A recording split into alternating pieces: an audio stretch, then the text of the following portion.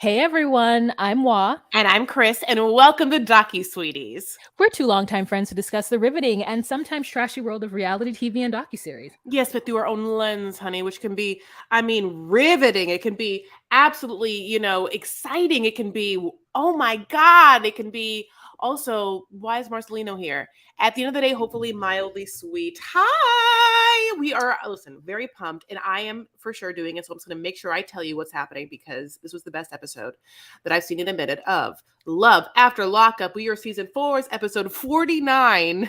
It's called Busted and Disgusted, which in this moment, I don't know who this is in reference for, but I'm just going to say is how I feel about Chance. Absolutely. Absolutely. Yeah. I can't believe, first of all, again, great episode. Did I say that already? I mean, just like lots of different emotional climaxes. There's like things happening with multiple people. Like the Monique and Derek just like family thing was a whole thing. Obviously the Chance and Taylor thing was a whole thing. Like I just really ate it up. There was no Monique and there was no Justine and Michael, which we don't need anything because they're all fake. And there was Brittany and Marcelino, but barely any. So that's totally fine too. And God, there wasn't any Lindsay and Blaine either. Yeah, that's why this episode was so good. Wow. I hate to say it. Those are the 3 ones. And it isn't like that I don't like them as people, and I've enjoyed their storylines up to this far, but I'll be honest in that you got to know when to hold them and know when to fold them. And I want them to go on their merry way. I don't need any inauthentic drama. I don't really want a drama anywhere from them anyway, because I love them so much and I want them to get on with their lives. But I definitely, need to see Chance put back in prison as soon as possible. So that's right. So that's like what it is. It's like, it's no hate for them. It's like you've graduated, we all can't be here forever. So yeah, my God, what a great episode. But who do you want to start with, babe? Let's start with Brittany and Marcelino, get them out of the way. So with Brittany and Marcelino, Brittany is hanging out with the kids and was trying to turn the little boy off and was like, "Where's your off button?" And the little boy was like, "Oh, it's here." And then Marcelino is in their bedroom, I guess, reminiscing about their wedding because hot off the presses, he just came off of the conversation with Giovanni talking about it. So he carves up one of their wedding photos to put it in a ring box in order to surprise her. And, they're eating mofongo, which I was like immediately like, I want like some of that mofongo. Okay, wait, quick side notice, because obviously we talked about it and like where'd my phone go for sure. But then also we never know what it actually is. Like, can you tell me what it is? It looked yummy. Yeah, so mofongo, let me look it up. Make sure I remember. Mofongo. Is it meat? Is it bread? No, it's plantain. Ooh, okay. Yeah, so it's plantain smashed up. It's green plantain, which I don't love green plantain. I'm doing it right now. Are fried and then mashed with garlic and crushed pork rinds. Not everybody puts pork rinds in it though, but it is delicious. Yeah. So anyways, it's a Puerto Rican dish, and I had it when I lived in New York City. Well, now that's the end of them. He comes out and proposes, and he's like, "Yeah, we should do this again." And she's like, "Oh yeah, I want to renew my vows." Her head is telling her no, but her heart is telling her yes. And moving on. I know. God, thank Cameron God. and Eris. Where's their picture? Well, there's a picture of Cameron with the shoe. Oh my God, that's the best picture ever. Yeah, a lot of this didn't make sense to me, but we're going to talk about it. So we start off, and Cameron is walking downstairs, and Eris teeth out, flag away. Right. So I was like, I'm sorry, come again?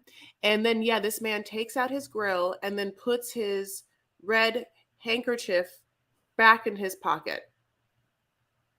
I mean, you're from California. You know what that means. Yeah, that's a blood. Mm-hmm. But he's not, because obviously, I mean, on the LBC, there's a lot of Crips, and which are blue, which is why Snoop Dogg is blue. So this guy's against Snoop Dogg. Mm-hmm. Yeah. Okay. So he's a blood. And she's like, teeth out. Cardi, but sorry. But Cardi's a blood too. Yes. That's what I want to say. Yes. Yeah. So how come we never talk about yes? So how come Cardi and Snoop Cardi and Snoop will never do anything together? Is what you're saying to me? They're too rich for all that nonsense. Like Cardi affiliated herself with being a gang member and being a blood, but I don't think she actually is. I don't know if she got jumped in. Maybe she did. But I mean, at that level, as soon as you like graduate high school, to be honest, for me, none of that makes any sense. When people are talking about rapper beefs and like gang banging, I'm like, you guys don't have bills to pay and other things to do? Like that that does not excite me. So he put that shit away and took it out, and it was a good scene because it felt like it normally wasn't him. It felt like it was produced, but it was so produced so well that we couldn't tell. Yes, and he's such a good actor and performer Mm-hmm. that, as we've said, I mean, like, I'd hire him right away. If I mean, any casting director watching this has to be like, honey, who's his agent? Yeah. Yeah. She says that her father's coming and she's super nervous, and he's like, well, you shouldn't wear that outfit then. He gonna tell you're pregnant. And she's like, I can't suck in my belly. Okay, first of all, absolutely. So after this part, I'm like, well, he's gonna know. And so any other part in the scene where it's not immediately what we're talking about, and for him to say anything to the contrary felt like a bait where I was like, oh. So anyway, like, basically, as we're saying, dad comes over. Now, dad is wearing not just like a Chicago fan shirt. This is like actually a different scene, but I wanted you to see it. Here's it in the scene. And it's this. Oh, I just realized. Yeah, he's wearing this. Yeah, he it's just like a uniform. Like, he looks like he just got off pitching practice. Like, what a fan. Like, what a hardcore. Is it? Did he wear that shirt for Cameron? Because Cameron's from Illinois. Isn't Cameron from Illinois? Is he from Ohio? I'm not sure. Never mind. Oh, is that like to like be like, like, my sports team's better than your sports team? He's just an older black man, and that's how older black men dress. Not the exact outfit, but the color coordination. Yeah. Okay. Yeah. I can see purple. Yeah. Yeah. I guess for me, it was like, it's not a baseball. Yeah. It looked like a uniform. Just anyway. But I guess people wear jerseys. It's like, I don't understand baseball. I just don't see the people in those kind of things unless you're at a game, but maybe that's how big of a fan he is. And I also feel like Chicago fans are bananas, wild, so he's just, maybe he only has those shirts. I can, okay. So, go ahead. It's a black man thing. I'm telling you, what you're seeing is like the choice of a black man to wear a baseball jersey in his own like fashion. You know what I'm saying? Like, is that a jersey or is that a uniform? Because it doesn't even feel. It's a jersey. However he got it. It's supposed to represent his like Chicago or whatever. He probably. Oh no, it definitely does. Now all we know is that he isn't such a big fan of Cam, and obviously Eris has made that apparent by being like, you got to like, getting up and fly right, before my dad gets here. He gets there, and Cam has never seen people who look so much alike. Oh yeah, it's so funny. He also just mildly weirded out. Yeah, he's like, wow, they got the same face. And he's like, in his confessionals, he's like, I ain't never seen no people got the same face before. I have to think that that's what people think of me and my dad, and I can think that's probably what people think of you and your dad. Like, I feel like, do you think it's weird anytime that any man has ever been with us intimately and then has met our dads? Do you think they're like, oh my, wow? I have never had my dad meet anybody I've ever been intimate with. Oh. Yeah. Yeah, my dad's only really met one. And trying to think. Just making sure. Yeah. One? And I don't think you look so much like your dad that it knocks me over. Oh, I do. But I think you do too. So, it's just me. I mean, yeah. No, I know. I think you look like your dad, but I don't like, it doesn't make me go, oh, face, take off, give. Maybe because you're so much more feminine, Yeah, I do appreciate that. So I love the fact that the grandpa is also like, where my baby at? You just want to see that Lena so much, Now he will then get into his point of view, which is that they've been doing things too fast. They didn't have to do things so fast, but before you knew it, she was getting married. Before anything that was supposed to happen happened, like getting his hand asked, or like her hand for asked in marriage by the dad and all that stuff, And as he's saying that they're fast, she is literally sitting in a cute play suit with her lovely, beautiful belly, like belly, like out and proud, up high, like listen. I know And I love the fact that this man is so oblivious to a woman's body that he would not know that she's pregnant, because obviously I've never been pregnant, and I've been asked if I've been pregnant 1 billion times in this world. So F every other person that's ever asked me in my face. And this man is like, knows, doesn't even, like, his own daughter's there and he's like, I don't see no nothing different. Just LOL for me forever. Well, Yeah. So Cameron has this scene where he puts out like some snacks, for the father. And I just want to have a moment where we like look at those snacks. Okay. First of all, those are the drinks. What is that? Is that I said is thimble. is that I Henny? said, Is that Henny and Coke and then some punch? Is it Coke and Kool-Aid? What exactly is that? It's so weird. Okay, let's look at the charcuterie board. Now, so there is a board that has like, looks like ham and some honeydew and some watermelon, and then another pan with croissants. there's like a couple of grapes. Yeah. Now let me also say this. I think that we're both drinking the same thing. The pink drink is the same thing that I'm drinking. Oh, you think that it is a hydration water situation? Well, look at that color Okay. and then take it off. Okay. Oh. Yeah, I know. No, it's not the same thing. Oh, it's a little darker. But what's so funny is I'm wearing pink, so if I go like that, it looks the same. By the way, Wa, just so you know, and Patreon, if you see I'm wearing a pink shirt, it's not whatever big deal. But I will tell you this to Wa to blow her mind. It's the shirt that we bought Why didn't you together. tell me? I could have worn mine. Well, you didn't. It's the shirt that we bought together. Okay, well. Okay, well, she's going to go. So I'm going to listen. I'll keep it going, because if you think I'm not a professional, I'm not. I can easily keep the show rolling while she decides to go put on the same shirt. So she wants to show you that we have. So, yeah, like, okay. So after this, he's like, keep things slow. And Cam is trying to say his piece, which is like, look, you were incarcerated. So was I. And the guy's like, yes, many times. Like, the guy being Eris's dad. And then Cam's like, I'm sorry. You're right. I should have come and talked to you. From my perspective, let me tell you, I was so happy to be getting out of prison and changing my life and not having to deal with going back to the streets or the old life, or like, I was obviously a drug dealer and I don't want to do that anymore. And so I had to just like get out, get a house, get a wife, get things going for me, like get some stableness to me. And that's why it moved so fast. And I'm sorry if it wasn't the way it should have happened, but my sincere apology. And the dad, can kind of just like sit with that. He doesn't quite acquiesce, but he's like, okay. And as Patreon will see, Wa did everything she could to come back with that shirt as soon as possible. So then next scene is that we go and have some time with Lena and Granddad. I love their relationship. I wish I could see a little more of them, but this part makes me really, really happy. So they go to the yummiest place, honey. It looks like it's a stuffed cookie ice cream extravaganza. Okay. So it's like, you get to pick your ice cream and you get to pick your cookie and you just like live your life. I mean, I don't know any better than that. It's kind of like what I wanted to go to is the donut place that Abby went to. Like, that's my jam. No, give me that stuffed cookie place. But yeah, I get that. I don't know why donuts never do it for me. They do it for me so hard. Oh, that I have to tell myself I can't have any. Yeah, because it's like you go off a cliff. Off a cliff, girl. I fucking love them. Wow, good to know. Okay, so Granddad has some time with Lena. Obviously, Cam's not there, and for some reason, he still doesn't know that it's not just Lena and Eris in the booth. It's also the baby. For some reason, still has no idea. But he's like, Lena, like, look up. Tell me what's up. Tell Granddad what's up. Like, what's up with Cam? Like, what do you think? And Lena there, still with the beautiful knots, is like, Cam treats Mom and I like queens. Not just Mom like a queen, like us queens. And he helps me with my helm work. And he's good. He's smart at it.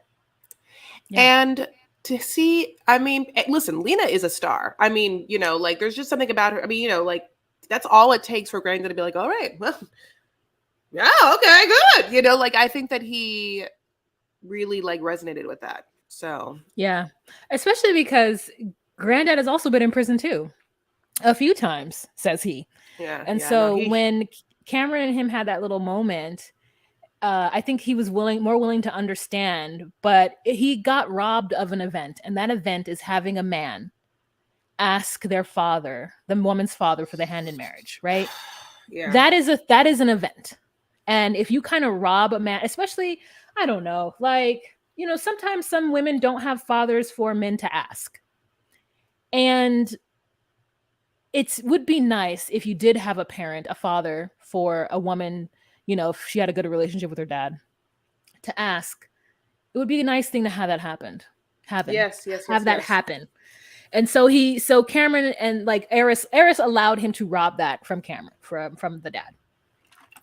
That's absolutely true because she could have been like, no, no, no, no, we can't do this until you do this.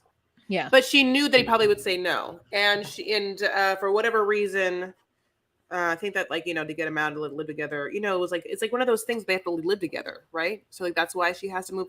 They have to. They can't live together unless they're married. So that's sometimes why they have to like rush, rush, rush, rush, rush, hurry, hurry, husband, come to me. Remember Paul Abdul? Okay, moving Yeah, on. So I do. thank you so much. So basically, the scene ends with Eris being like, "Oh, by the way, shocker, shocker of your life. Sit down for this one, Grandpa.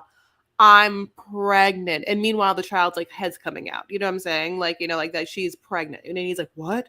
Wow, why would I been telling you? To wait. To wait, and it's just like so funny because whatever, God bless. Last scene also, I forgot to say this, is that, we get to find out that Cam's sisters are coming and we love them. They're like, high energy. And he, by the way, is wearing a shirt that just says no face, no case, which Which is the ending of Cardi B's song.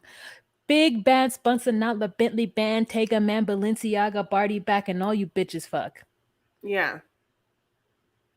Last line. So no face, no case. That's the end of the song. So Cameron has the audacity to tell Eris that she has to make it right with Oh my his God. sisters. Wait, so he is calling out Cardi B for being a blood. No Oh, face, maybe. no case. Oh my God, wow, we just cracked something amazing. You're right. There no face, no case must be, and I listen, don't come for Let's me. look it up. Let's look it up. No, I'm not for disappointing my mind. It might be something that the gang still wanted to know about this. We're so sorry, but you kind of made it a little obvious. But no face, no case must be like something about, must be like a call or a rally for bloods. Oh, wow.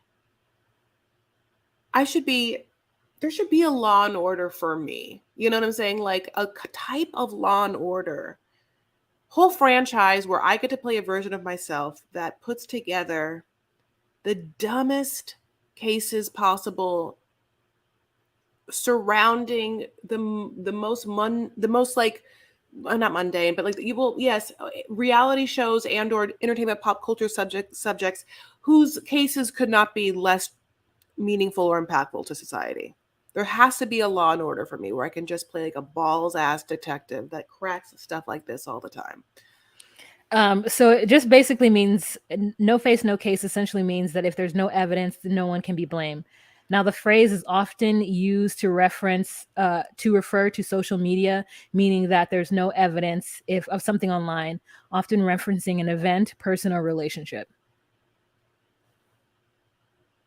Okay. So, do you actually write the word bloods and no face, no case? Oh, I didn't. I don't know how to Google. Yeah, Well, this you is do why that. I know this is You why do that. again, this is why I need my own show. Hey, Gawana, you talk. Okay, so they go upstairs with all of the baby stuff. Now, I'm not sure if they already had a baby shower or if she decided to buy her own things. I mean, I know that some mommies do buy their own baby stuff because they're nesting or whatnot, but I think that I'm like, no, everyone give this stuff for me. I shouldn't have to buy anything and I shouldn't have to get new diapers for 6 months, okay? Diapers and wipes, everyone should come with one. So he takes some items upstairs and they start to get the baby's room together. And he says, listen, my sisters are coming and you've got to reconcile because they're kind of upset about the last time we were together and you didn't come to my homecoming party. And she's like, but I was sick. And she's like, why didn't you tell them that? Like, what did you say? And he said, I said you didn't want to come. And she's like, but that's not what it was. And when they called me, they woke me up and I told them I was sick. And so he's like, you wanted me to make things right with your father, even though I felt like I didn't have anything to make right with him and I did it. So why can't you make things right with my sister? And I'm thinking to myself, because she was sick, not because she had some moment of pride or, didn't feel like she should have to. No, she was ill. And so therefore could not make it to the party. And instead of you supporting her, you got upset and allowed them to believe that you just simply didn't want to come. So she's like, listen, I don't owe them people shit, but in this moment, I'm going to tell him that I'll try to do something to make it better. So that is the end of the episode.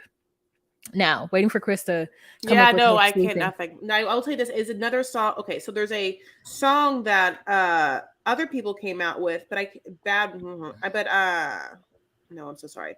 Bad Boys feature Recount, No Face, No Case, Ola's Family. There's definitely, a call for it, but I can't find a direct link to that certain gang, which don't come for me. So I couldn't find it. So there's no reason to come for me. Okay, great. So not that they would, but you know what I'm saying. But like, as you know, I'm one of the biggest targets for gangs in the world. Okay, so I Oh, when you okay. said don't come for me, you meant the Bloods. I thought you meant like the audience. And I was like, no one in our audience knows anything about gangs. I like, and then you said the actual gang. Yeah, And that's hilarious. yeah, I Okay, know. let's move on to our next couple. Let's talk about Sarah and Sean because I think that they're pretty quick. In fact, there was no Sean in this episode at all. Yeah, it was Sarah and Anthony and Abby. Yeah, which Abby is like the cutest little redhead. Like I can't get over it. she should be Annie. I mean, she's Yeah. not red hair, she's like brown, but like it's a reddish brown.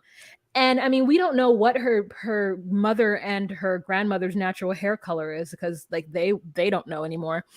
But she's so stinking cute. And does she look like her father? I think she has his eyes, right? Yes, she does. Yeah, she's so adorable. She's so sweet. Can I be honest? I can't believe this scene. I felt bad for her that this scene was happening on television like this. Mm. And I also couldn't keep my eyes off of it. And I just like, oh God, I just can't believe that you just find out for in front of the world who your dad is. And for the rest of your life, you have that moment on television because she can't consent to it. Yeah. I She mean, didn't I know, get that part, like that is like, I just don't know what other realm of world can be like, hey, like if she's like 40 years old and in therapy, she's like, yeah, one time I found out who my real dad was, and it was on national television. Also, he was incarcerated because he was a drug fueled relationship with my mom, who's also incarcerated. But at the time, I was living with my mom and her brand new baby and this other man, and also cameras were following us all the time. But anyway, yeah, that's how I found out who my dad was, and now I'm just like, what happens? you think that she would be traumatized from it? I think that probably, and I think that I wonder if there was other things that maybe have already happened. I don't know. It's trust. I would hope that this adorable, beautiful child has been like ensconced into a safe world her whole life. I know I Mm, wasn't, and I had a lot of privilege growing up, and I don't know what her life is, except that I can kind of do a little bit because of her mom and the mom history. So yeah. God bless, and the grandmother history. So like Grandmother history. That who was she grandmother, with? Who she was was she in the with the entire bars time? What a hitting the beautiful bottle. child. I can't, it's like sometimes this is the hard part of like watching this show, even though I just said how great the episode was. It's like when Maybe you, Abby's grandmother became like normal once Abby was born and she had to take care of her. oh yeah, and maybe, like I'll win the lottery tomorrow. So we'll see. Oh, you didn't think you don't That's think just that, such a like, okay, well, maybe in this one thing that could have happened that was perfect. And I'm like, yeah, well, maybe. okay, you thought it was that far fetched. Wow. Wow, we were quick with the denial of that. Anyway, I just think that I feel like the mother must have been, I can't remember her name, but I feel like she must have been wild and crazy. And that's why I don't know, just making up a story in my mind. Well, Anyways, let's go back to this. So basically, they're at the donut shop before she finds out who her dad is, and Sarah's like, okay, what is Anthony gonna want? And this baby is like, I just kind of started hanging out with this guy. What do you think, Mom? Because I mean, let's be honest, you know him more, probably on a more intimate level. Tee hee hee. Anyway, no, I don't know. But then Anthony gets there, and he like has a bite, and then he drinks her drink. And I think about this, it's a very intimate thing, and it's him trying to force a connection with someone that he says later that he hopes that he accepts her as much as he's accepting her, or she accepts him as much as he's accepting her. But like, oh my God, those two different bodies, completely two different minds, two different, stages in life. To watch, she's like, oh, you're drinking my drink. It just felt very invasive for me, for someone, I don't know, like it's just I started to have weirdly empathic moments where I was like, oh my God, this poor girl, what I'm about to like watch, and like, how would I feel about her? Anyway, God bless. So they do have the same face. She's so, so beautiful. He's like, hey, do you know why you're here? And she's like, no. And he's like, do you ever wondered who your dad was? She's like, no. And I was like, oh my God. And then Sarah's like, well, Anthony has something to tell you. And I was like, oh, I wondered Sarah's part in it the whole time. I guess it's like, yeah, she was just like, you are the one that should tell him. I don't know, like, if I had raised but she would, I don't know how long she's been with her child, if she feels like disconnected with Abby too, like, well, we're all kind of getting to know Abby. Or if it's like, you know what I'm saying? It was so weird that I think to me, I was like, oh, it's interesting that you didn't kind of like introduce, like, he's your dad, as opposed to this man doing it. But anyway, I guess everything is a choice or whatever. Abby immediately starts to laugh to try and hide the fact that she's having probably an incredibly emotional moment that is like an out of body moment. She probably has always wondered every day, but just as a little baby on television, is not an actress, even though she absolutely could be. She's gorgeous. So it's like, to me, I was like, oh God. And then she's just like laughing and crying, and he comes over to hug her, but she can't quite move her body. She can't quite hug him. Sarah doesn't move. Sarah doesn't go to comfort her. There's something about this scene. I was like, someone needs to hold that baby. Like, she should be, I feel like, Sarah, I want you to have her on her lap when he tells her. I don't know what to tell you, but like, there was like, I think she needed assurance and guidance. And I think she even needed even the feeling of a body and a heartbeat next to her as she got that news. But maybe I did. So I don't want to put that on her, but that's like what I felt. So I would love to hear other people's opinions. Well, what do you think? I felt that it was a hard. I thought it was weird that Sarah didn't reach over to hug her or anything, but I think it's because Sarah thinks that Anthony needs to step up to the plate. The problem is that I feel like Abby just got to know Sarah 2 years ago, so I think that Sarah's making space for Anthony to be whatever, and maybe she isn't as close to Abby as Abby is with her grandmother. Because I haven't seen. I mean, I'm not saying that Abby doesn't live there, but she spends a lot of time with her grandmother because Mm-hmm. she's not in a lot of the scenes. Right. And maybe Sarah's not as close with her as, I don't know. That's kind of what I got from it. Is that Abby is having to learn two people to be her parent after, her grandmother has been her parent this entire time. And everything happened to Abby so quick. Sarah maybe spent 6 months with Abby without Sean, maybe a year. I don't even know. And then she married Sean and had a baby, had a wedding. So everything's just kind of been happening to Abby. And probably the only stable thing is her grandmother and her crazy ass grandfather, or boyfriend guy. And so I just felt bad for her because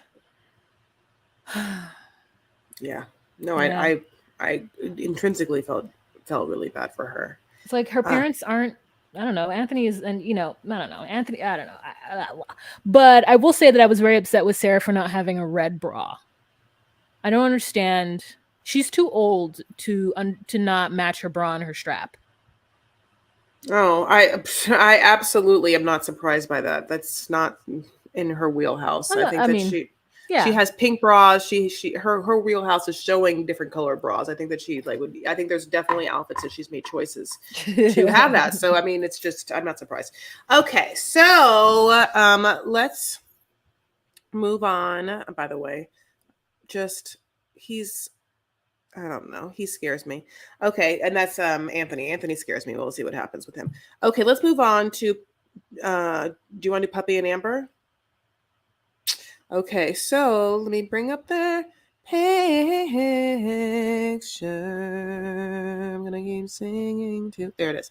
Okay, so our boos, Puppy and Amber. So here we are. Now, as we know, Puppy has been staying with Queen because she got out of Eric's. And by this point, I don't know exactly how long it's been since she's actually left Eric, because we've obviously seen her like go to the gym, and we had this fight with Amber, then get over that, go back to Amber's house. And last episode, obviously, like Amber got in a fight with TC, and like the drinking thing happened. Like all of that happened. And I also just need to be like, okay, but also, when was the last time that she saw Eric? You know, like in the sense of like, how long has it been? Yeah. Time wise. We don't have that timeline to know that. But Yeah. her stuff is still all over the place. She has not packed put her items away. And Queen is in the room eating a bowl of cereal. Like, girl, what you gonna do with all this?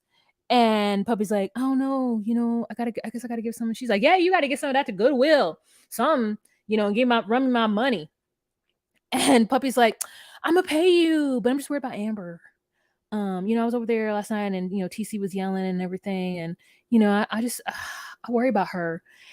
And then the Queen says, well, you need to be worried about yourself and figure out how to get this rent, sell all this stuff, and give me my money. And she's like, you didn't do this to Amber, did you? She's like, Amber had my money. So we start going through all of her clothing and how she has like, high fashion sense or whatever. And I mean, they show some shots of her in some outfits that were cute, but we're very like the evolution of Von Dutch. She says she has $250,000 in shoes. Okay. I cannot imagine it, but I don't think that she's a liar. I think that she might be exaggerating, as well as maybe there were times in which Eric bought her something and was like, it's real, not real. You know what I'm saying? Like, yeah. Those red bottoms were very 2007. I don't know. It was something that was so platform. I could just imagine like Gigi Gorgeous wearing them in like 2012, Oh, is that person still like a big deal? I don't know if it's a big deal. That person married a Getty, so they don't need to be doing anything anymore. That's I forgot. God, what a glow up. Come up or whatever. Yeah. Okay, so yeah, basically after that point, we don't see this, but let me tell you this. So sorry. Then TC and Amber have a conversation where basically Amber's like, again, you didn't do anything for me during this time. You just basically turned the fuck off. And he's like, yeah, I don't even deal with my own emotions. So didn't do it for you. Don't do it for me. And that's like kind of where they are with that. What then happens is a fight off camera. And then what we see is Amber somewhat like coming to Puppy and then telling her all the fucking business. What? So what happened is Thank Amber you. came home and the house was a mess. And she said that she had just cleaned it. And then she was frustrated about living with 3 grown men. And I was confused because I thought she said that she lived with TC and his sons. Yeah. So I don't know if they're just old enough to clean up after themselves and they just weren't. But she's like, I don't live like this, and I can't come home and live in a house that's just like this dirty. And I was like, anytime I see carpeted ground, like floors where people just walk on it with shoes, I'm like, there's no way you can get it clean. There's just no way. Mm-hmm. Mm-hmm. So she comes home and she's pissed and she's like, I can't deal with this. He's not showing me any love. I'm cleaning up and I'm paying bills and he's not honoring me. So she calls Puppy and she's like, bitch, mount up. Okay. Regulators, call Hank, call Jerry, call Sam, call Queen, call everybody. And all them fools came over with boxes. I have in my life, this was one of the most brilliant things I've ever seen in my whole life. I've never had this. I'll never know this. I could not possibly call up 6 strapping men to come get me out of any fucking jam. I've never in my life had that kind of posse. Do they have to be men? To move things? I mean, okay, I'm not gonna be like, you're right. I'm sorry. It's just that you're right. I guess it's strapping and whatever. But I guess it's because it's one thing to have like friends for sure, but the fact that she could just like, look, you 6 fucking men here, move the washer, move the dryer, move the couch, move to this, and then come back to me. It's just like, I would love you so much, Wah, but if you and Monique showed up to my house and I was trying to get the fuck out of like some dude's house, I can't be like, well, I own everything here, so we'll be here for 75 days. So I'm just like, God bless. I mean, it's nice. I would come with a dolly and I would see if I get my dad's truck. I have resources. Don't tell me I can't do things. I have things. Oh, Jesus Christ. I love you so much. Thank you so much. But basically it is like, yeah, it is mount up. It is just like, so then we realize that he's at work, but he is going to come home while this is happening, so that like, they're preparing for fucking throw down. But Queenie says something that, like, her name is Queen, but I like call her Queenie. Queenie says something that's so cute, which is, accuse maybe not the word, but she says, he didn't give a fuck. So right now we don't give a fuck.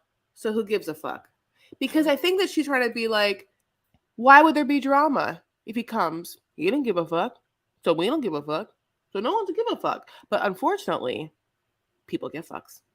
I don't think, I don't know. I don't feel like TC's going to go that hard. Like, he might be frustrated that she has men in the house, but like, I think when she's, I think Amber's going to fly off. She is the one who's like ready to go and argue at any moment. So did you hear when she was like, I wish I fucking punched him in the face. I was like, I wish you had. I wish the cameras were there. Like when she said that he told her that he was not attracted to her anymore. Yes, that is what, and that's when that's after Puppy got there, and and Puppy actually hugged her correctly this time and like was showing support. But yeah, I can't believe that he said he wasn't attracted to her when she's like, I'm going to go to gym, and he's like, it's about time or some shit. What? She's the best thing that has ever happened to his ugly fucking face.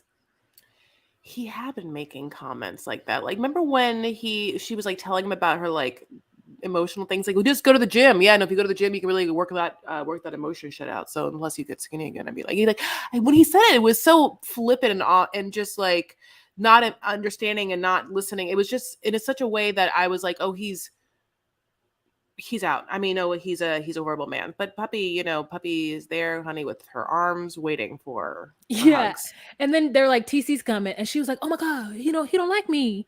And I was like, Puppy, it's not about you, babes. It's not about you in this moment. I love Puppy. I love Puppy. I am. Why do I feel like I am Puppy in some way? You do think I'm a little puppyish? Yes. Yeah.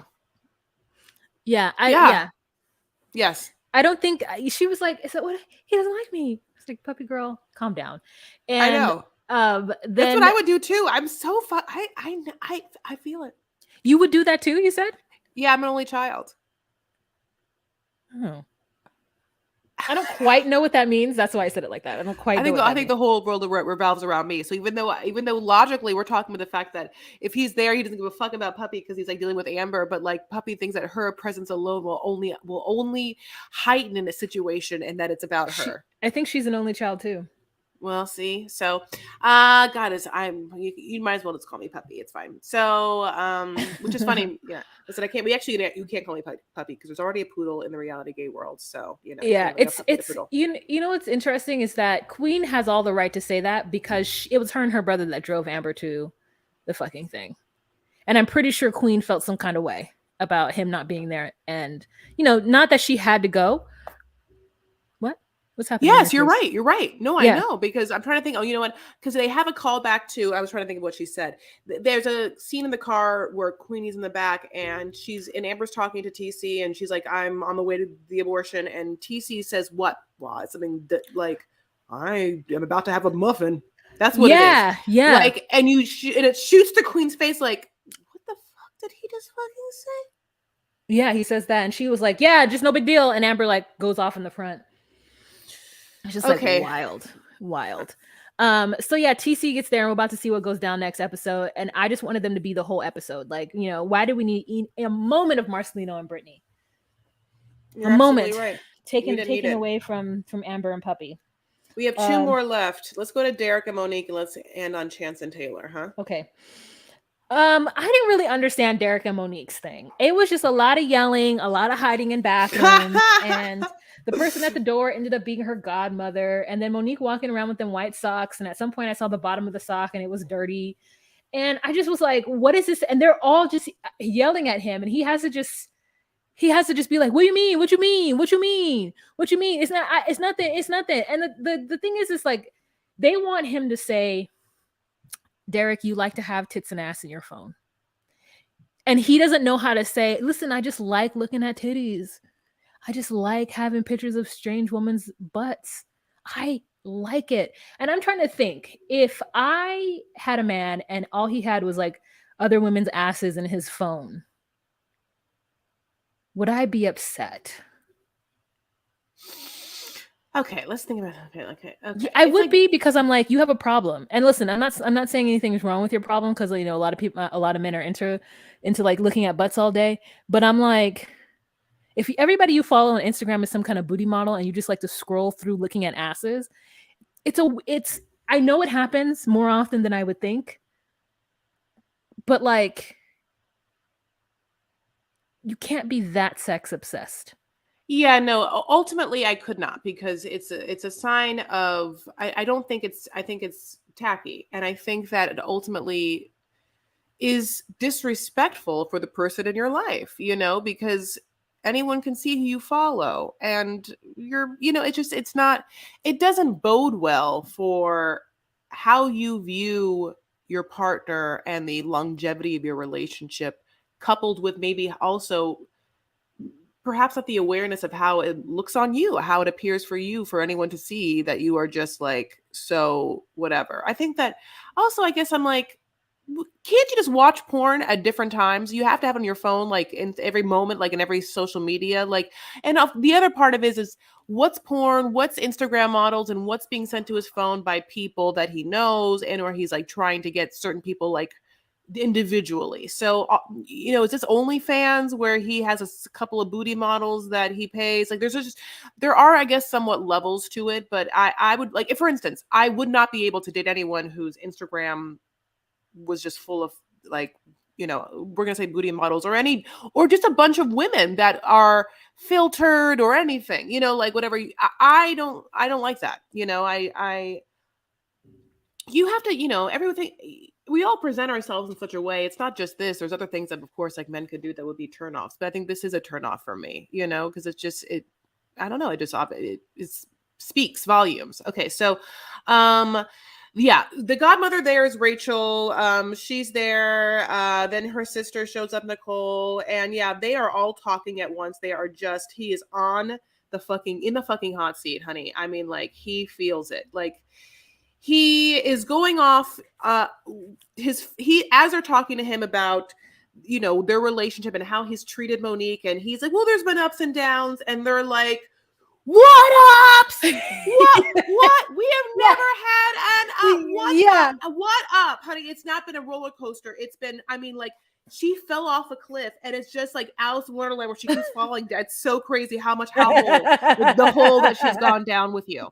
So that part is hilarious. Like, they are screaming at him, and they're so upset that he has lied to her and cheated on her, and that he continuously is like shady about his phone, that she always feels like she has to go through the phone, that he's gaslighting, like, well, she doesn't trust me. And it's like, because you have never given her a moment of trust, and your phone is full of shit. She shouldn't trust you. So why would she? It's like, all part of it is horrible, but she at least has all these people on her side and breathing down his neck. And right then and there, he gets a fucking text. They are like, ah! He gets a text. He's like, ah! He doesn't know what to do. He's smiling, laughing. He like runs away. By the way, he's wearing this like taupe sweatsuit. It's really cute. It's like so it a lot. cute. It's so I cute. want it. I'm like, oh, Yeah.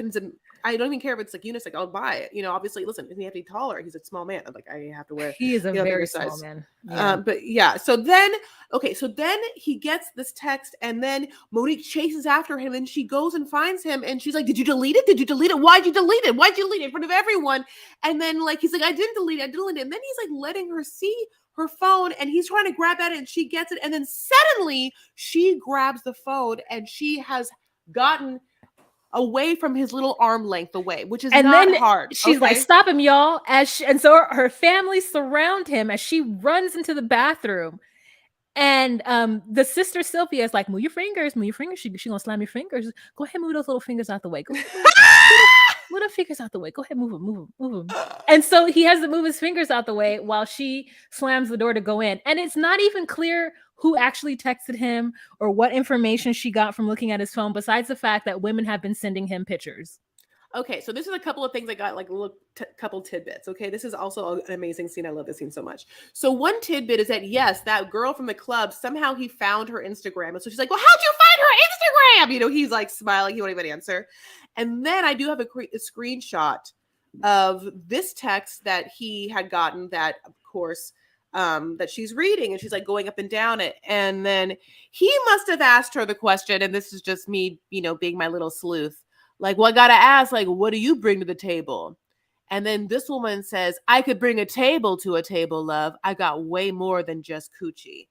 And it made me so sad, right? Oh my God. Talk about a pick me girl. Talk about this woman is throwing herself at Derek, telling him, trying to say how worthy she is. Honey, not only does she bring her own table to a table, not only does she have vagina, but like she's never had, I don't know, all together, I was just like, how does this man have such opportunity? I I don't mean, know. she wants to have sex with him. Like I under like that doesn't mean she wants to like be in a relationship with him or want him, but she wants to definitely like get him over and have like whatever whining and dining could occur from him. But Oh, yeah, it was a wild ass scene to have your whole not your whole family, but like your godmother who like went and got her hair done that very day, girl. It was crisp, okay? And your god sister and your bestie and your two sisters over there. And the truth is that the fact that they're all reading him the rights, they should be talking to Monique. Monique is the sucker who keeps allowing him in her life. So it truly is them being stupid on camera, and I didn't care to see it. It was annoying, actually. So then she's like, all right, you can go. He's like, you guys should let us talk. And the godmother is like, are you asking us to leave? And Monique says, well, it is getting kind of late. And after she's let all these people yell at Derek while she barely said a word, it's kind of getting late, so they all leave. And Monique asks Derek to leave, which I don't feel like he's actually going to leave. Like, where is she going to kick him out to? Where's he going to go? So she has him pack up all his stuff. She tries to help him, and he's like, "Don't do it. It's okay. You don't gotta do all that, Monique." And so I just don't understand how this man. She must move slow. How is it that twice now he's had the ability to jump up on her cabinet, go through her cabinets, and find a ring or put the ring there, and then jump down? Now this time we saw he did it with his shoes on, and I felt that disrespect was strong because he didn't look for a Clorox wipe to clean down that cabinet. Disrespect was strong. Yeah, no, good call, Wog. Good call. Yeah, no, I don't think he's been respecting her the entire time. And yes, I think that she does move slow. And I also think that he moves fast and he's wily. He's a wily guy. So, all right, my loves. Listen, first of all, we're going to go one more couple, obviously. And let me just say this. I'm so thankful to be able to have this podcast, talk about this episode, because we have a podcast like with all the episodes, and not all of them are great, but this is a fun episode to talk about. And you know what? If I did this whole podcast just for this one episode, that's fine. Also, hopefully you guys enjoy the fact that, like, who the hell are you going to talk about this episode with besides us? To this degree, I guess other podcasters, but okay. The best cups of the Noops. Nipes, is Chance and Taylor. Let's bring them to the stage. There they are at happier times. Ooh. All right, my love. So, as we know, Chance has hooked up with a friend named Tanya that he was also talking to while in prison. And they are going to go have drinks somewhere. And then Taylor has gone into the Buick app or something like that to track his car while her kids were like around, and they thought she was playing a game, honey. And the game was Find My Friends and Find My Husband, Find My Cheating fucking husband. I have a Buick app. Find my cheating fucking boyfriend. What? What? Let me finish the joke. Wah, what? I have a Buick app. You Sorry, I interrupted the joke. But I was like, what are you talking about? It's a GMC. I have a Buick app. That's why you said that. You're thinking of me. No, I don't need the Buick app to find you. You actually are on my Find My Friends. I know where your ass is at all times. No, but I'm saying you said Buick app. It's the GM. He has a GMC. It's a GMC app. But I'm saying you thought of that because of me. Uh-huh. Great. So, so Bobby pulls up. Okay. So anyway, so they track where they are. They know where he is. He's pulling up. It's Bobby and her sister. Like twin, like Thelma and Louise, honey, like out for blood. I do love this. Like this part makes me really happy for these two sisters. Like Bobby says, Guys are such douchebags, and as they pull up, honey, it looks like she has saved a nug of a cigarette in a pack that, like, she was like, I'm gonna need this one later, and I definitely don't have any money and can't procure one left. So she lights a filter. It's a filter. This bitch lights a fucking filter. Okay. And while you can talk about her nail polish, I know you want to. I mean, I just haven't seen that color blue nail polish since I was going into the thrifties to get Revlon nail polish back in like 94. Did you get ice cream afterward? Oh, so yes, I did. Yes, I did. Yes, I did. Yeah, you did. So I just was like, girl, if you are gonna put nail polish on, you have got to invest in nail polish remover. No woman who puts nail polish on should ever be in a space where they don't have nail polish remover. And let me tell you, nail polish remover. Well, sometimes things happen. You're talking to someone who literally got like a moment of fucking fame because Ellen DeGeneres got mad at my nail polish and sometimes chips happen. That was in fucking 2005 when there wasn't gel nail. What are you talking about? That was the longest time ago. That was 2012. It was 2012? Yeah, I was working at Real Food Daily then. 2005, I was a 2-year-old. God, wow. Okay, so anyway, okay, so that was crazy that you said it was 2012. Anyways, so like you should have nail polish. You don't have nail polish remover right now? yes, of course I do, but sometimes things happen, like sometimes things, like sometimes you close a restaurant and then you open the next morning and it's like, oh my God, you've had 7 hours, Chris, you were talking about a time before gel nail polish, okay? There's no excuse. Bobby almost died, like multiple times. So what do you want from this woman? Fine. She is smoking, a filter. Okay. So anyways, this place is called like Misty something or other. I saw. I know Misty River. No, I know it's called like Misty something, and it's one of these like shopping center, bar / grill / pool tables or whatever, and you can smoke inside of there. So it's one of those places.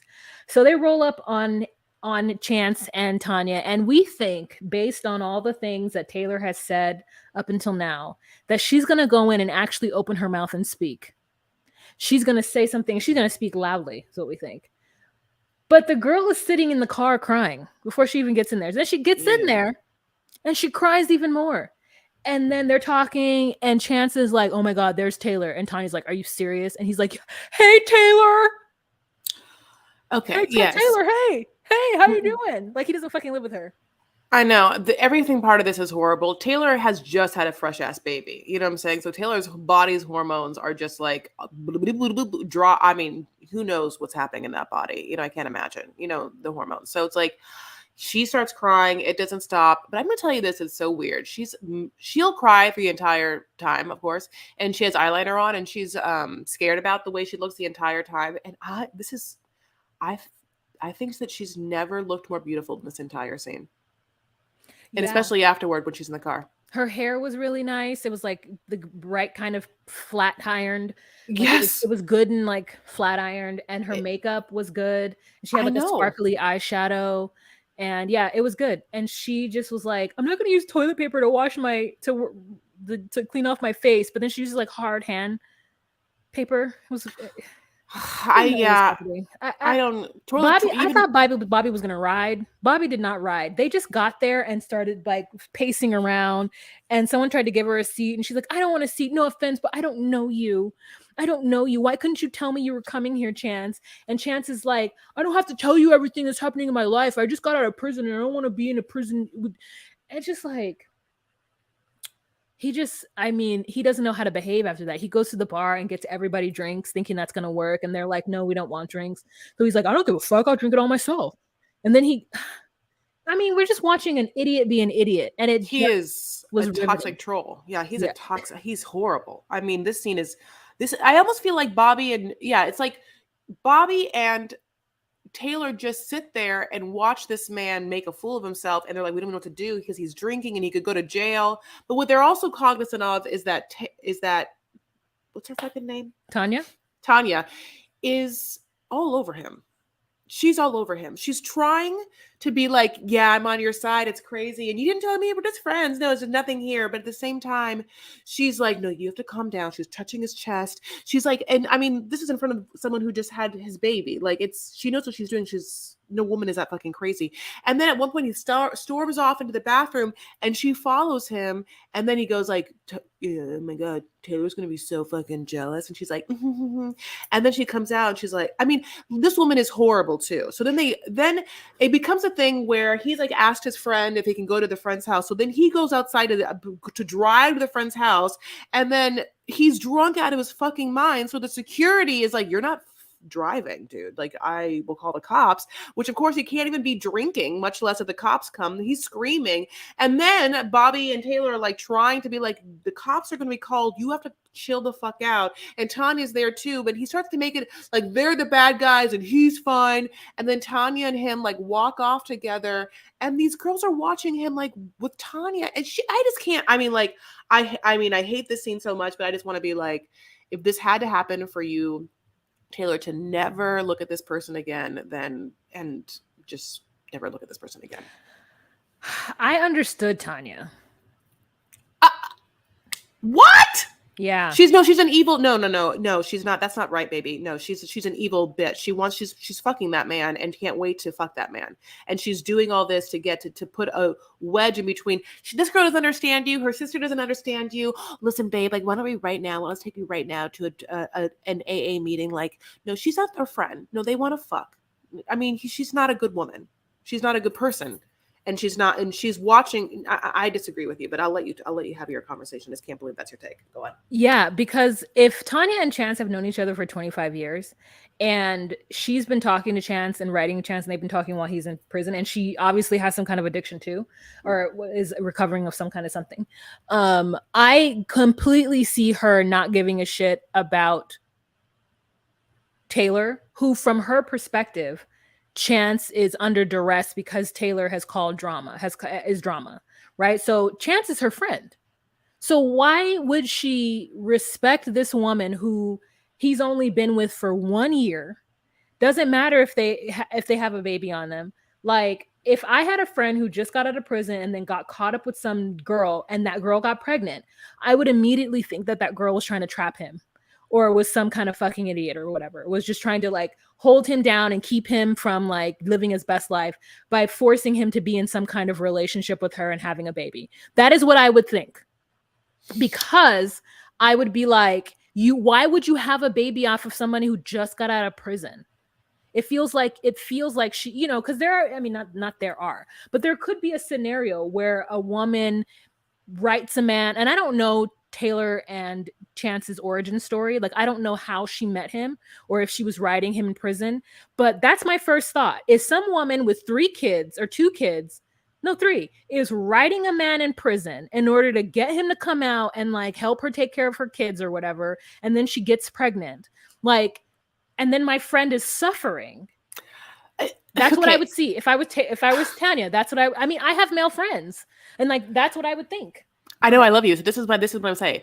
You are supposing that Chance is a good guy that has straight platonic female friends. And I'll tell you this right now, not a chance in hell. Are you telling me that you think that Tanya and Chance have never fucking boned and that she doesn't want to bone him? Oh. Are you telling me that I think you're telling me that Chance has been a really great guy for 25 years. This woman has watched happen, and like, oh, my friend just has been down to the dumps. Oh, this woman's taking advantage of my really great friend that she hasn't watched him do a billion things. This is a fucked up person, Tanya, wanting to fuck another fucked up person, and she is not caring about the fact that that there's a baby, literally a brand new baby and a woman, and like, it's not you. You're not that, it's just, to me, it's like, I can't imagine that you think that like Chance is a good enough guy that he has like a bunch of platonic female friends that he invites, good female friends in his life that he doesn't ever try and have sex with. I mean, like, what? That's my point. I mean, that's what he said. That Tanya's his good friends. He's known for 25 years. Oh, so everything that he says is like always 100%. In the years that we've watched this, but he doesn't. Okay. Okay. Well, okay. Let's agree to disagree. I can't wait for people to please go on our Instagram and tell me how right I am. Okay. Anyway, about and tell me how wrong that was, but also tell Wa how right she is if you believe that or not. But then you're wrong about that. Okay. That's why I love you I'm guys so not much. saying right or wrong. I'm just saying like Oh, I am. that is Okay. I understand Tanya's perspective. Yeah, you are I think you are much more of a girl's girl than I am. I don't give a shit if somebody had somebody's baby. It, it's also it's not just the fact that if someone can fuck over someone like that, they'll fucking do it to you in a heartbeat. It's also watching someone's behavior. I'm not just saying that Tanya shouldn't care about Taylor. If Tanya had her wherewithals as a full functioning adult who can see a situation, she would see that the person she is hanging out with and pining over is a toxic nightmare. But she can't, right? Because she has an objective, an agenda. Okay, yeah, you believe that Tanya wants to get with Chance. Yeah, yeah. Okay, Yes. then yes. Yeah, in my mind that's not what was happening. Okay. Okay. So I love you guys so much. So anyway, so after all, so then yeah, then after this moment of watching them kind of walk away and her say the thing about the AAA or like I say AAA, double A or going to like Alcohol's Anonymous, finally Taylor is like, what the fuck? Can you stop fucking touching him, Tanya? Like, I don't understand, making me incredibly comfortable. And you, by the way, you are all over her. You won't even talk to me. I don't know what the fuck is happening. This is crazy. And you're gonna go to prison. And he's like, cease and desist, leave me alone. It's so crazy. And then she goes to her car and she has a panic attack, which I feel so bad about. She says she can't feel her hands. But then this part is so painful to me because she says it and I want to say it out loud because I think that we have an answer for her. She is crying to Bobby and she says, why does he hate me so much? I didn't do anything. Right. And that's what it feels like. How could he do so many things to me? I've done nothing to him but give him literally a baby, give him like his firstborn, whatever, not his firstborn. It's like another baby, give him another chance. Like, haha, literally, how? But the truth is, it's never about her. He is so in a whirlwind of, insecurity and mental illness and narcissism that it would never be about her. He hates himself because even if he put himself in the perfect position, he'd fuck it up because he kind of tried so hard to have a family and have the house. And he tried to buy everything possible to make that true. But he cannot help but sabotage himself. He hates himself. And that's what you're seeing. He doesn't hate you. He hates himself. You didn't do anything, but you can't ever do anything. All you can do is leave. Yep. Yes. Everything that you just said, absolutely solid gold. And when she said, how can he hate me? I thought to myself, oh, this is a different situation. This is different than I thought it was. This is and she doesn't know that he has lost everything, that he doesn't have a job and that he's been lying to her. So all the things that he's doing is to try to not have it be because she has every right to say, I told you so. So she told him not to do all the things with the credit card. She told him not to buy all the things. She told him not to spend all the money. And he's like, yeah, you're just bringing me down. You're bringing me down. And then he loses his fucking job. And now he's like, oh, well, if I tell her that I lost my job, she's going to be pissed. But moreover, that's what he keeps saying. She's going to be pissed. She's going to be pissed. She's not going to be pissed. You got laid off. You didn't lose. You didn't quit. You didn't quit. You didn't get fired. You got laid off. Yeah, he's just deflecting. Everything is about her being, I can't tell her about Tanya because she'll be pissed. I can't tell her about the thing and she'll be pissed. So that just excuses him of having to do any sort of work. It's just that. Yeah, it is just wild to me. And this was the realest thing because I always love it when folks get on camera and I don't give a shit about anything. Cameron said it. They're all gonna say they don't care about anything, and I think it's because they've been to the bottom. They've been to jail. They've been to whatever, and at this point, there's nothing that scares them about it. So the fact that as soon as all these women were surrounding him, telling him to calm down, I thought to myself, y'all need to back away from him. If you don't want him to go to prison, then you need to get in your car and leave. There is something to people who lose control. And there's, and I think that it is natural of a person. It can be a natural personality parallel for someone to be able to expose themselves on reality television and not give a fuck. And then someone who in any other situation can get to be pushed to a point to not give a fuck. And as Chance is trying to drink all the drinks, that's the minute that he knows that he's fucked up, and then what he chooses then is to get as fucked up as he knows that he's surrounded by women, so he has messed up the situation. Then he chooses the worst possible option, not confronting and or leaving, confronting, taking, any sort of accountability or leaving. He then is like, oh, I'm going to drink every drink on this table. Yep. Because the option to lose control is always there. And for some reason, it calls to him. So he's like, I can get as fucked up as possible, get drunk as possible, and then let go in such a way that lets off, I guess, in a certain amount of anxiety or steam that he just, it's like must be a habit loop that he's unable to break, as opposed to like taking yourself out of the situation, like, or whatever. Like for me, I hate confrontation. So like, and it exhausts me. I get anxious. Like I would only be too happy to get the fuck out of the situation and go lay in a bed. Like that's under a gravity blanket, like, and like not, and like sleep for 2 days. Like that's, It's like you were like, I would just only care to get out of there, and then you were like, but then also lay in a bed, and also under a gravity blanket.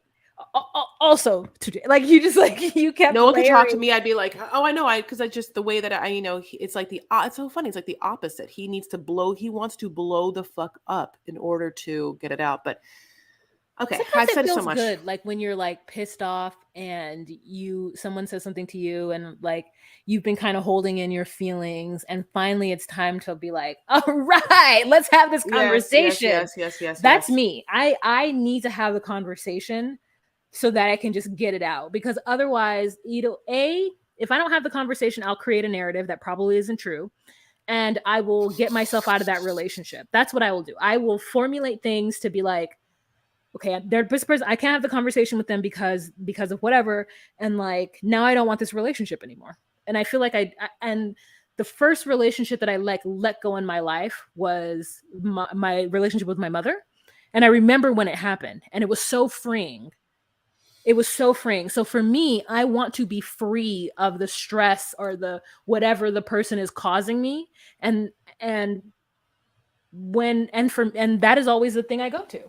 So yeah, I'm just like, I gotta talk about it. If I don't talk about it, then it's bad.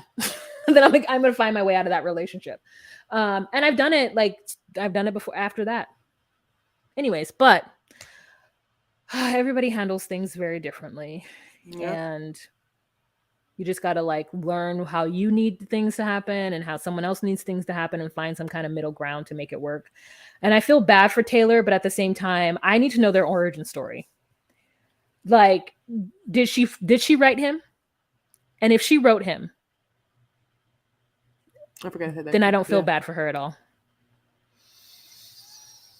I think that we know that she's also dealt with some insecurity and some stuff. So I do feel bad for her, and I always will. And here we are at the end of this ep, guys. We have one more ep. The next ep, episode 50, is the season finale of this, as we've already said, as it goes right into some other BS, because that's what happens when you're sharped.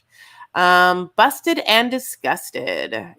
Busted, by the way, is when I say it feels like such a like a 90s or like aughts term. Like, it was busted. Like, how was that party? It was busted. It means it's shitty. Like you got there, no one was there. Do you remember that term? You ever use that term? Not in the context. In the context, but not to describe that thing. Like a face? Yeah. I would refer to somebody's car as being busted, or like the face being busted, but never being like, that party is like busted. Like, no. Face is busted was the first thing that came to mind, but I wanted to like pick what I thought was a nicer thing. So that party was busted in the Laguna Hills. It was busted. I mean, let's be honest. You know that Bobby and Taylor drive home from this night, and Bobby looks at Taylor and she's like, just so you know, Tanya's face was totally busted. And she makes her feel better. And we know that happens. And I'm not saying it's right to put woman down or shame a woman, but I'm just saying that's what happens. All right, my loves, we've come to the end of the episode. And again, we have one more episode for this season, as we said, but we have other shows happening, including 90 Day Fiance, Toe, 90 Day Fiance, Love in Paradise. And, we'll see what happens next for ourselves. we thank you so much for listening, and especially the extra 9 minutes of this episode. Haha, 10 minutes. If you haven't yet, give us 5 stars wherever you're listening to podcasts. It really would help us. Also, could you go ahead and follow us on social media? We would enjoy that. Go ahead and type in at DocuSweeties on Instagram and follow us there, and then follow us on TikTok at DocuSweeties, and then follow us on Twitter at DocuSweeties1. And listen, at the same time, we've been giving you pictures and we'll be giving you matching shirts. If you want to see it, there's a way. If there's a will, there's a way. There's a wah to tell you about it. Wah? Patreon.com/DocuSweeties. It's $10 a month. We go live every first Monday of the month. We also give you some extras, like you get the episode as soon as it drops. If you wanted the audio version, I can give you that too. You just gotta let me know. Also, it's just fun. Just supporting us. It is a thing that needs to happen. I lost my train of thought for a second. I could tell. And yeah, it's a good time over here. So join us on the Patreon. Again, if we get enough patrons, we are going to do a lot of exclusive content on the Patreon. I want to take everything to Patreon, truthfully, and want to put one thing a quarter on the free feed. At some point, not now. But no, I disagree. But okay, go on, please. Thank you for just like having. Okay, well, we'll talk about that. But yeah, okay, my loves. Well, yeah. Other than that, thank you so much for listening. We'll talk to you later. Bye.